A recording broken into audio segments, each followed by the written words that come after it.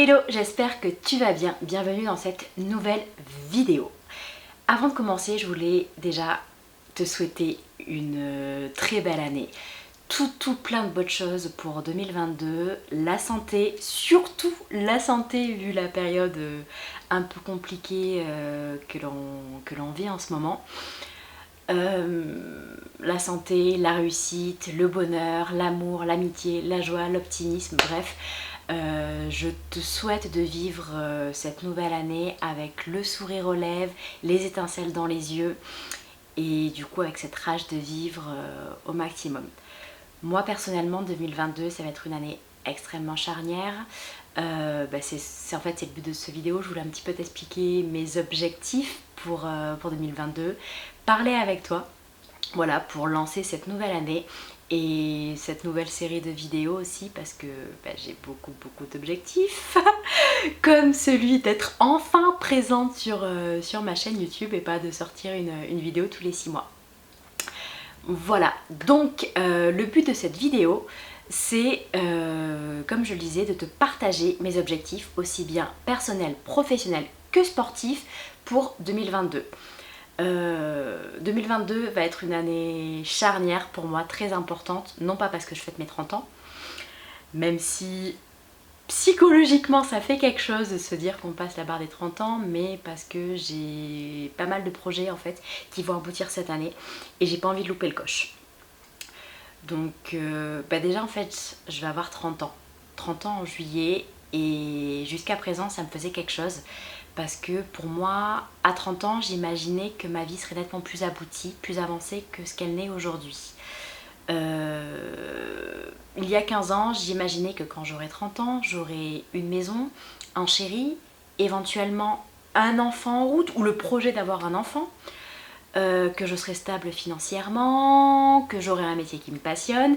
Et voilà, j'ai 30 ans dans un peu moins de 7 mois. Et je suis loin de tout ça. Je suis loin de tout ça parce que professionnellement je ne suis pas stable. Je suis reprise d'études, mais voilà. Financièrement, je ne suis pas stable non plus. On va pas se mentir. L'alternance a permis un petit peu de lisser mes hauts et mes bas, mais j'ai encore du travail à faire sur ça. D'un point de vue sentimental, écoutez, je suis toujours célibataire, je cherche toujours le prince charmant, le partenaire idéal qui m'accompagnera dans mes délires. Donc voilà, donc à l'aube des 30 ans, je n'ai pas de taf stable, pas de revenu stable, pas de chéri, pas de maison.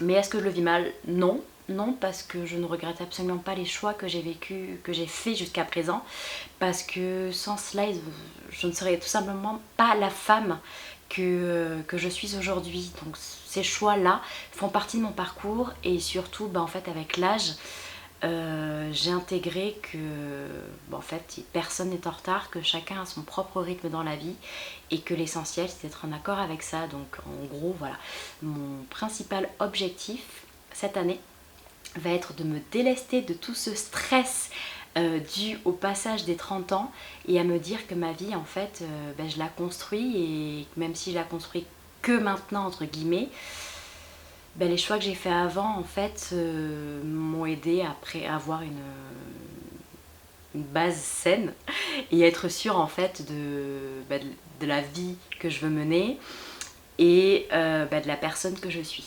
Voilà, tout simplement. Au moins ce ne sont pas des choix faits par dépit. Je les assume et voilà. Du coup, comme je disais, professionnellement, j'arrive à la fin de mon alternance. J'ai repris des études en septembre 2020 pour faire un master en communication et marketing digital en alternance. Et j'arrive au bout de ces 2 ans. En juillet, j'ai un premier... Pardon. En juillet, j'ai une première deadline importante, à savoir le rendu d'un business plan concernant un projet entrepreneurial et un oral pour défendre le dit projet entrepreneurial. Donc si tu me suis sur Instagram, tu sais que cela tourne autour de la photo et de l'image de soi. Pour la faire très courte, c'est un projet pour aider les femmes à faire la paix avec leur image grâce à la photographie. Donc je suis en train de monter ça et c'est vraiment un projet qui me tient à cœur parce que en fait c'est une idée que j'avais déjà depuis des années avec le blog, mais je n'avais pas le temps de la développer. Et là j'ai profité de ce module entrepreneurial avec mon alternance pour prendre le temps de le développer, d'éviter les erreurs que j'ai faites quand j'étais en freelance. Et du coup pouvoir le lancer en septembre.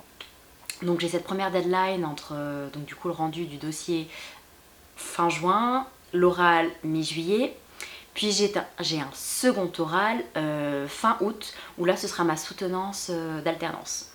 Voilà. Donc et mon contrat s'arrête le 31 août. Donc voilà. Cet été va être très chargé, très intense pour moi parce que ça va être la fin d'un chapitre. La fin de cette reprise d'études et le début d'une nouvelle aventure professionnelle, je l'espère. Voilà, donc moi, mon projet, ce serait vraiment d'arriver à lancer ce projet photo dès septembre. Donc j'ai plein de choses à mettre en place et c'est juste méga excitant. À côté de ça, bon forcément j'ai le blog, j'ai toujours mes objectifs perso, mais j'ai juste envie en fait de m'épanouir encore plus que ce que je le fais actuellement sur la création de contenu via Instagram, mon blog, YouTube, TikTok. Voilà, donc j'ai vraiment envie de partager un petit peu mes aventures sportives et professionnelles via mes réseaux sociaux pour montrer en fait que je suis pas une jeune femme extraordinaire, j'ai pas des capacités extraordinaires qui sortent du commun, je suis pas un extraterrestre, je suis vraiment comme tout le monde et si moi je peux le faire en fait, tout le monde peut le faire aussi et j'ai juste envie d'insuffler un peu de joie, d'optimisme, de courage et de folie voilà, via mes réseaux sociaux. Donc ça c'était vraiment la partie professionnelle en rapport avec le blog, la photographie, mes reprises d'études. J'ai aussi beaucoup d'objectifs sportifs pour 2022. Comme toujours, perdre du poids. L'année dernière, j'avais fait une vidéo objectif, ma perte de poids en 2021. Bon, comment dire, ce fut un échec. Mentalement, j'étais pas disponible pour ça. Il y a eu les confinements. J'ai eu beaucoup de mal à retrouver ma routine. Voilà. Donc j'ai quand même perdu 3 kilos sur l'année. Mais bref, l'essentiel n'est pas là. Et j'ai surtout en fait commencé à faire un gros travail mentalement parce que si mentalement ça ne suit pas, en fait le reste ne pourra pas suivre. Et du coup, quand je suis pas bien dans ma tête, je me venge sur la bouffe. Voilà. C'est aussi simple que ça. Du coup, concernant mes objectifs sportifs, là, avec cette reprise de vie normale, qui j'espère ne sera pas bloquée par cette 5e vague du Covid, j'ai pu un petit peu me fixer des objectifs sportifs et j'en ai quelques-uns, des officiels et des officieux, si jamais les officiels venaient à être annulés pour cause de Covid. Voilà, pour le moment, j'avoue que je me concentre essentiellement sur la première partie de saison jusqu'à le début de cet été. Parce que comme je l'ai dit là précédemment, juillet-août, je vais avoir pas mal de... Voilà, la priorité ça va être mon alternance, mes oraux et le début de ma nouvelle vie professionnelle. Ou pas, enfin voilà, j'avoue que je reste ouverte à toute opportunité. J'avoue que je ne suis pas du tout fixée, mais en gros je ne sais pas où je suis en septembre. Donc sportivement pour le moment je me concentre de maintenant à juin. Et on verra pour les gros objectifs. Hein. J'ai coché des cases pour septembre, octobre, novembre et compagnie. Mais on verra où je suis à ce moment-là parce que je pense que la priorité ne sera peut-être pas forcément le sport. Donc là en gros j'ai 2 dates en tête. La première c'est une cyclo-sportive parce que j'ai découvert vraiment le vélo il y a 1 an et demi, je pratique de manière de plus en plus régulière et j'ai envie cette année d'augmenter ma charge d'entraînement au niveau du vélo, de faire des progrès parce que j'ai comme objectif de grimper le Ventoux, de grimper la Forclaz, de grimper le Semnoz, de grimper le Galibier, d'ici 3 ans de participer à l'étape du Tour. Voilà, j'ai vraiment envie de progresser dans le vélo parce que c'est un sport où je ne pensais pas en fait que j'accrocherais autant. Du coup, la première date, ça va être une cyclo-sportive pour le 4 avril, si je ne me trompe pas. à Bourg-en-Bresse, donc à savoir la Petite Bisou. Donc j'adore le nom. 75 km pour 500 mètres de D+, moi qui n'ai pas fait plus de 63 km jusqu'à présent, c'est un petit challenge juste aux sorties de l'hiver, donc il va falloir que j'aille me motiver cet hiver à aller pédaler ou que je fasse du home trainer. Voilà, donc l'objectif c'était vraiment de commencer à faire du long, de commencer à travailler mon endurance tout en protégeant mes genoux via le vélo.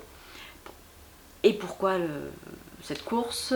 Parce qu'en fait elle va permettre de lancer le reste de la saison en triathlon et en trail. Je voudrais pouvoir faire un triathlon M, mais j'ai un petit peu peur de manquer de temps avant la fin de... avant juin, tout simplement.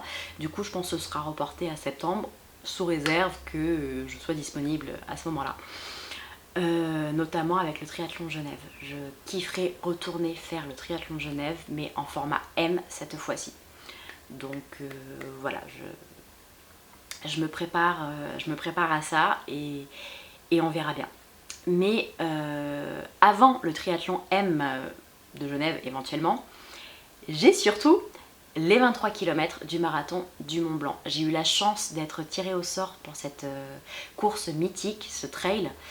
Et clairement, j'y vais pas sereine. Voilà, 6 mois ne seront pas trop pour préparer cette course parce que le dénivelé et moi, on n'est pas copains. J'ai pu valider la distance là sur cette fin d'année 2021 avec les 20 km de Genève, les 20 km de Paris. Mais là, au marathon du Mont Blanc, on va rajouter 1700 mètres de dénivelé positif. Voilà. Et le dénivelé et moi, on n'est pas du tout copains. Donc là, 25 juin, ça me fait 6 mois, clairement. 6 mois de préparation intense où il y aura du renfort parce que j'ai vraiment besoin de renforcer toute ma chaîne postérieure, mes genoux, mes chevilles, mais aussi le dos pour qu'il soit capable d'encaisser les descentes. Voilà, et de porter le camelback et de ne pas fatiguer parce que j'ai le camelback sur le dos. Donc il y aura beaucoup de renfort, il y aura du long, il y aura de l'endurance. C'est pour ça aussi que je voudrais faire plus de vélo de façon à habituer mon corps à faire des efforts longs, surtout longs. Parce que là sur ce trail, je pars pour 4 heures, 5 heures, je pense bien plus de 5 heures. L'essentiel c'est que je finisse en moins de 6. Du coup, il va falloir vraiment que j'habitue mon corps à des efforts sur la longue durée, comme j'avais pu faire pour le marathon de Paris. Donc je pense que c'est là où le vélo va être extrêmement intéressant pour moi, parce qu'il va me permettre en fait voilà, d'habituer mon corps à ce genre d'effort. Et à côté, il faudra forcément que je fasse des prépas spécifiques trail et que je me prévoie des week-ends à Aix-les-Bains ou en Isère, ou, voilà, pour aller crapahuter et faire des entraînements plus intenses et focus trail. Voilà. J'ai un peu sorti en vrac tous mes objectifs sportifs, mais si tu devais que les retenir, en gros ce serait le gros objectif du trail, voilà, le 25 juin, je vais y arriver. Juste avant, il y a la Petite Bisou, donc une cyclo-sportive le 4 avril. L'idée étant voilà, de lancer la saison. Et après, je pense que tout le reste, ce sera des opportunités en fonction de mon état de fatigue, de ma disponibilité pour faire du triathlon principalement. Et je pense que je ferai un retour course plus tard. Que je vais réserver un peu le travail de la vitesse, retrouver ma vitesse de 2017 à 2023. Voilà, cette année d'abord je retrouve une régularité sportive, je retrouve une condition physique, je retrouve du plaisir à l'entraînement, je perds du poids, je kiffe, et 2023 là on visera des objectifs de performance, donc je mets des gros guillemets hein, parce que tout le monde n'a pas la définition de performance, et personnellement je suis pas en compétition avec les autres, je suis en compétition avec moi-même. J'ai envie de me prouver que je suis capable de plus, mais de plus que ce que moi je faisais avant et pas de plus que ce que quelqu'un fait déjà. En fait je m'en fous des autres. Soit je suis contente quand c'est mes amis qui se surpassent, qui font des trucs extraordinaires, soit clairement j'en ai rien à foutre. Voilà, j'ai pas du tout envie d'aller jalouser des gens en fait que je ne connais pas ou que je connais hein, pour des choses qu'ils font parce que on n'a pas tous la même histoire, on n'a pas tous la même ligne de départ, on n'a pas tous la même ligne d'arrivée et on part pas tous avec les mêmes bagages. Donc clairement, voilà, je me concentre sur moi et en 2022, ben voilà, j'ai beaucoup d'objectifs. Et si tu as envie voilà, de les suivre, de te motiver avec moi pour tous les atteindre, hein, que ce soit du sport, du perso, du pro, ben, n'hésite pas à me suivre sur cette chaîne YouTube, mais aussi sur mes réseaux sociaux, Instagram, TikTok, Facebook, et sur le blog où je publie voilà, des articles. J'espère tenir le rythme 2 fois par semaine. Sur ce, je n'en dis pas plus. Je vais terminer cette vidéo pas du tout construite, où j'ai balancé d'Angers tout ce que j'avais à dire. Et je te souhaite de nouveau le meilleur pour 2022. À bientôt!